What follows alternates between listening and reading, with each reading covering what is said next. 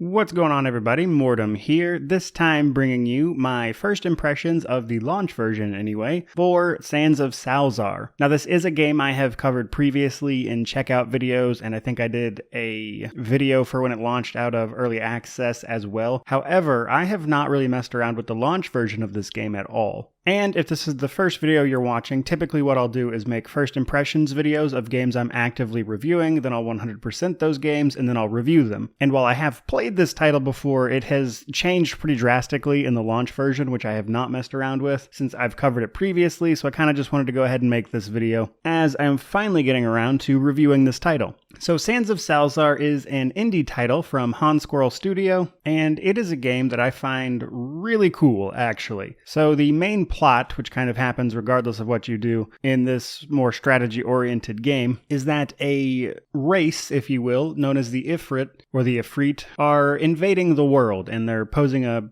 pretty big problem to the Sands of Salzaar. And regardless of how you play the game or how you engage with the strategy, your main focus for story mode is to stop the invasion of the Ifrit. However, the launch version has since added a Sandbox Mode, which kind of takes away the story element, if you will, where you can focus entirely on dominating the sands. Now, in addition to having a lot of strategy elements revolving around building up your troops and promoting them and keeping them in top shape to then siege your enemies, etc., you can actually participate in these battles. In character creation, you will pick one of several classes. These classes will of course define your character and how they play, but even more than that, there is some interesting nuance here as well. Some of these characters have plot quests, which means that particular class has a separate story that plays alongside the main story, which will add even more content for you. And in fact, some of these characters even start in a different position. For instance, the Knight Errant starts with everyone hating them. The Sultan starts in the unique position of already having an established faction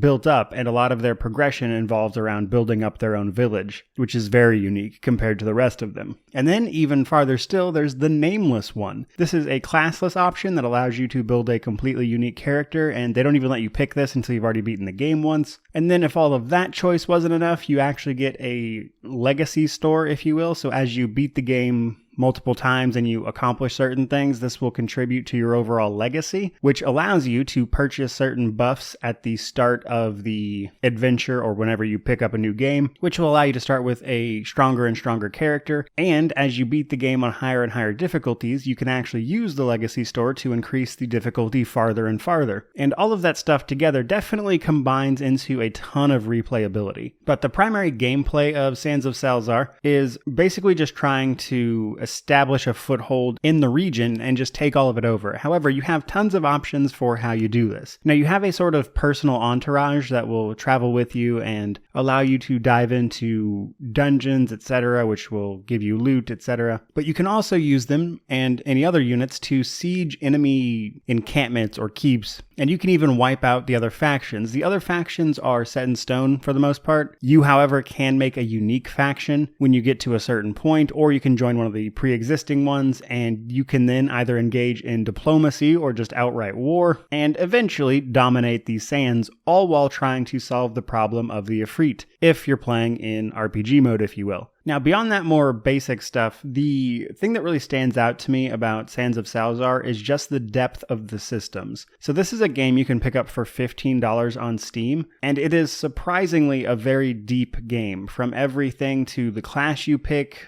the legacy that you'll build, the options available to you. Do you want to use diplomacy methods? Do you want to join a faction and then kind of slowly take it over from the inside? Do you want to just decimate all of your enemies? And are you gathering and promoting your own troops? There's just so many elements to this game that make it an incredibly deep game that you can pick up for $15, which to me, at a first impression, if you will, is pretty crazy. Now, once you actually jump into combat, though, things do take a step away from the strategy elements. So as you level up your own character by participating in activities, etc., you will, of course, level up, get more skills, and you can use these in sort of ARPG-like combat, which will happen when you either siege an enemy or just run into enemy groups on the map.